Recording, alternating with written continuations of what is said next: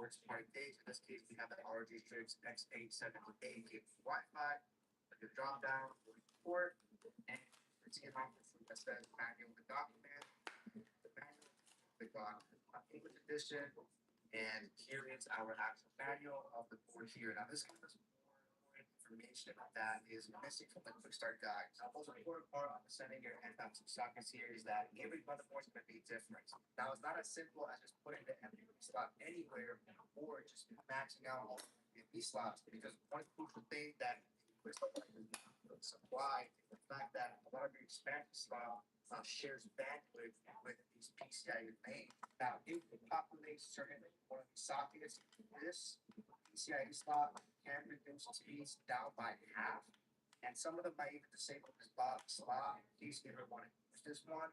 If I put my secondary drive, this slot right over here, what that will do in place. So let's go ahead.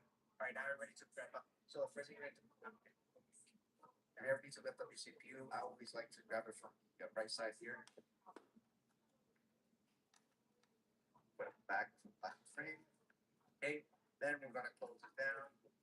Use this little Allen wrench here. We're going to unscrew the frame. Screw screws here. All right, now we have all set up. Just pop it up. And this is the original CPU frame here. And we're going to completely replace this. And before we install the bracket, we're going to install the CPU first. Same thing, we're going to locate that triangle on top left. Position it all over to the left here. All right, then we're going to grab the M5 bracket, and we're going to position it over the CPU. As you can see here, this frame basically fills up all these little grooves of the CPU. And then we're going to screw the frame in place. All right, now we have the frame nice and secure, and it does come in black as well, but I like the gray color. It doesn't make it pop, which is the fact. And again, you're not gonna really see it. Now, while we're here, just so you guys know, we are gonna eventually remove these brackets here as well. They're more for like different coolers. Our AI basically replace these with different standoffs. We're gonna do that on the AI no steps. For now, we can keep it the way it is. So we have it in place. So let's go ahead and move on to our RAM. Looking at my motherboard quick start guide, you see right here versus installed memory. It does specifically state that if you're only installing one bin, to put it in B2. If you're going to install this two, you have to put it in B2 and B2.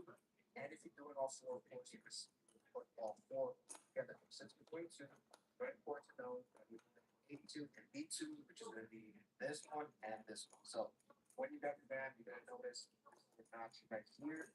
And on this motherboard, I do have a contrast here. I'll let you know the notch here. So when we put it in place, we're going to first unlock B2 and A2. So bring these two down. And so right before installing it, see that if I wanted to install it this way, the actual notch is all the way up. So it's definitely not going to fit. So of course, you want to make sure you match the actual notch. Let's be on the safe side of the course. So once you do that, slide it in place. And then we're just going to apply pressure. You should hear 2 clicks. And that's pretty much it. We have the first one in. And same thing here. We're going to place it right on top. Okay, 2 clicks here. So now we have the installed and B2. Do it closer. Look here, how it looks here. All right, next up here, we're going to install our NVMe SSDs. For my main drive, I'm going to use a 4 terabyte Samsung 99 Pro. And for my secondary, I'm going to use a 970 Plus 2 terabyte. All right, what I love about this board here is the fact that the main NVMe SSD slot is very easy to install. If you have a different motherboard that does not have that feature, then you're probably going to have to unscrew the sync plate. But all I have to do on this one is just push it and then lift this up and just look at that, guys. This unit here is awesome. And I love the fact that they made it a lot easier to install the NVMe slot. One of the reasons why you pay the premium for a nice board. So as you see here, this is where our first slot goes. And for all of our additional NVMe slots, we do have to remove this as well, which let me screwdriver real quick. Okay, so all 4 screws. Just got the loosen it up and turn right up. All right? And that plate is absolutely beautiful, really beautiful piece interior. And right on the bottom, you see, you're gonna notice this little sticker here. The barcode needs to remove it for it to be empty. It's not going to use. Now, another thing that's very important is to grab your or booklet here to let us know exactly where each of our M.2 sockets are. Now, unfortunately for the X8 and the A, they only give us a quick start guide and not the actual booklet. Normally, this motherboard booklet here that gives you more details of the drive. Something that's very important. So, if you want to look for your booklet, if you ever link display to have to look for your booklet. Have an order here, X8, 7, 8, Wi-Fi, the drop down, report, see an option for that says manual document, and manual perspective, English edition, and here is our actual manual of the board here. Now, this gives us more important information that is missing from the quick start guide. The most important part on the setting here and the sockets here is that giving us notification. Now, it's not as simple as putting the NVMe slot anywhere or maxing out all the NVMe slots. There's one crucial thing that the quick start guide why is the fact that whatever expansion slot it makes certain sockets this inside slot is down by half. And some of them might even disable the bottom slot in case you don't want to use this one. If I put my secondary drive this slot right over here, what that will do is it basically reduce the lanes here from 16 down to 8, cutting it in half.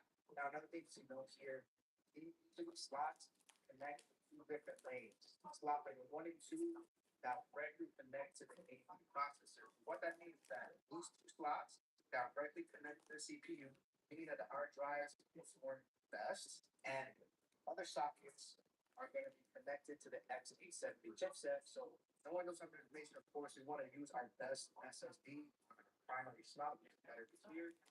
And our secondary slot, they don't need maybe the fastest speed, so you can always realize understanding that you don't want to touch this. Now, again, every motherboard is different, so make sure you look at your motherboard specs. So, with that out of the way, main drive for socket one. Sorry, one first.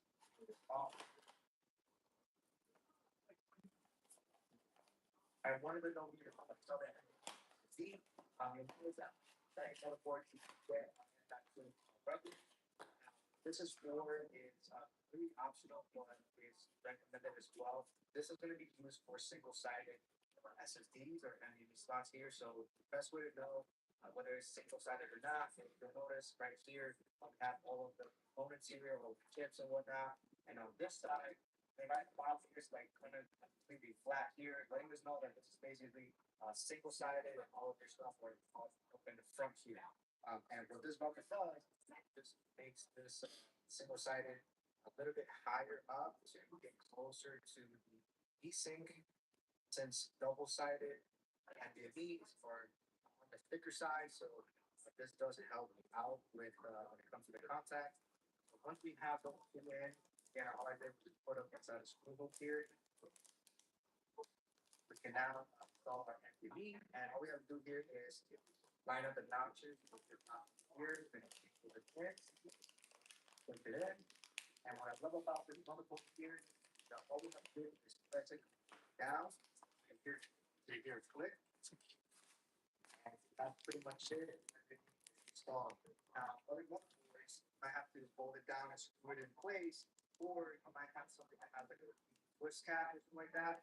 This one specifically has one of the easiest NVMe installation I've ever experienced. It's a simple flip. Awesome. Now we can move it past. Make sure we move that. And all we have to do here now, this portion right over here, over there, and put it to down. Right? So I'm going to put an additional M.2 rubber. You'll notice there, it's still very easy. Purple for them, or single sided, and we can put it in. Now we're going to attack our secondary drive. Again, I'm using slot number 3. I do know it's going to disable this, but again, I'm not going to use it at all, so I have to mind. All we have to do is push this down here, push it all the way down, and lift it up. That's pretty much it. And now we're ready to install that M.2 heatsink again, and since we're only using one out of the three, flip it over and we're just going to use this sticker here. We don't have to touch the other ones. And then we're gonna just line it up again. All right, and I'm gonna screw those four screws in. All right, that's it. Now we have 4 TB up top and 2 TB on the stair slot here, making a grand total of 50 copies of it. And that's the, we can now help out with comes to the contact. So once we have those two in, again, all I did was just put them inside the screw holes here.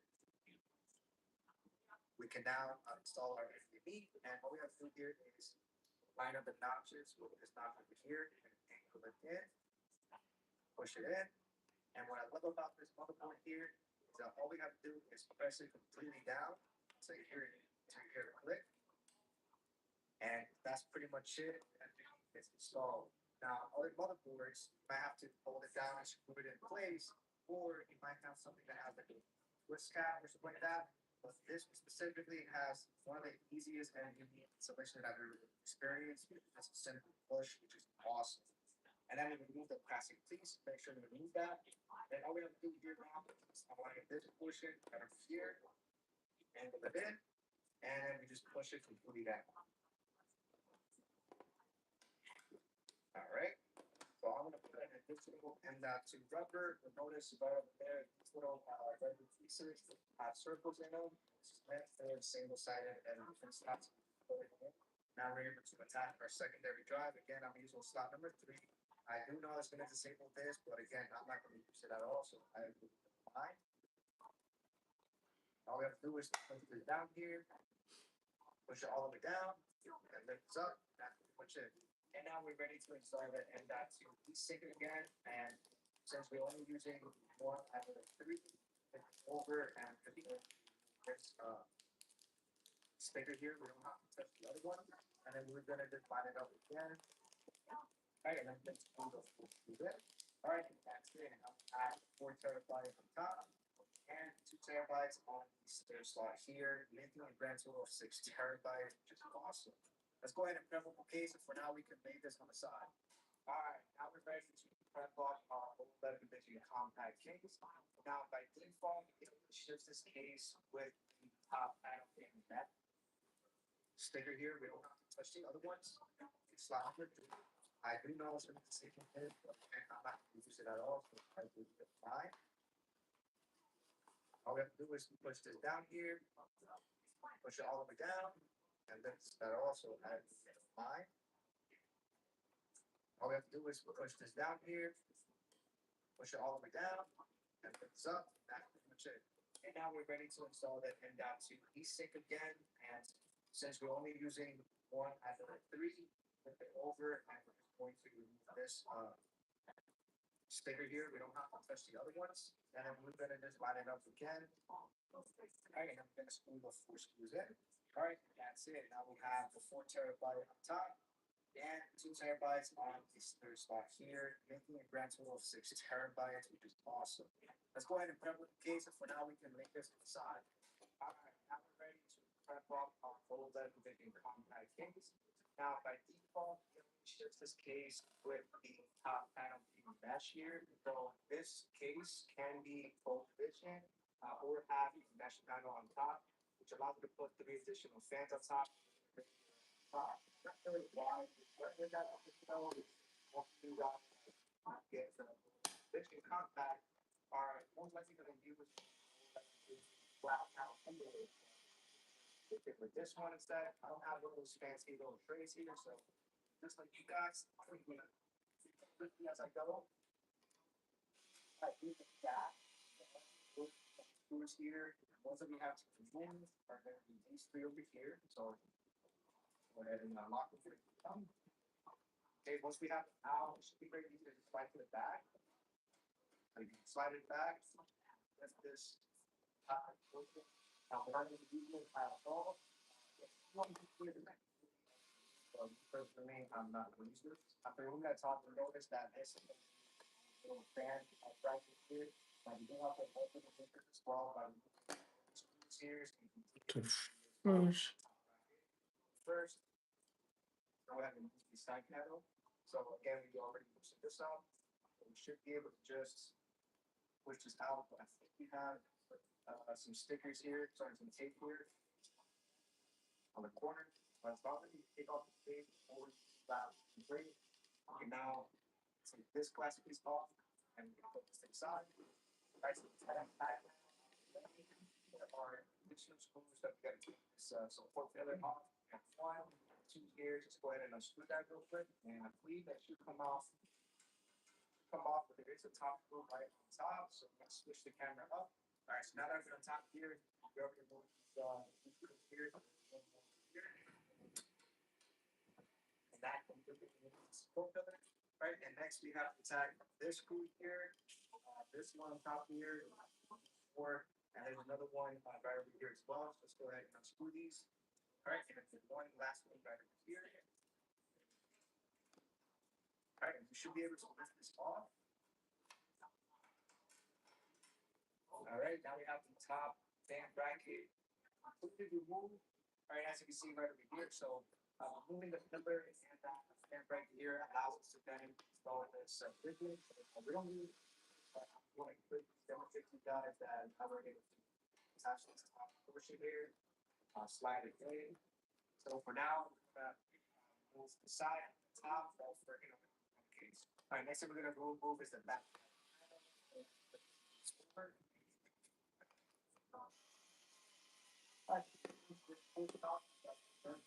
This all, I believe, I don't think. Hold on. Backside panel comes off very easily, just like that. Backside explodes. Right, you see what we have is this little nice door here. We just put that out, and we have some more extra components right over here. All right, taking a look at close up here, we have all of our screws here. So to give us a clear zip tie. Now, over here, so that's pretty much it. All right, that's it. Now we have 4 terabytes on top and 4 terabytes on this third slot here. Terabyte. Let's go ahead and double the page for now. That block compact case. Now by default, it will ship this case with the compact here. So this case can be open without it on top. If I would put 3 additional things on top, not sure why they went with that. Both of you guys. This compact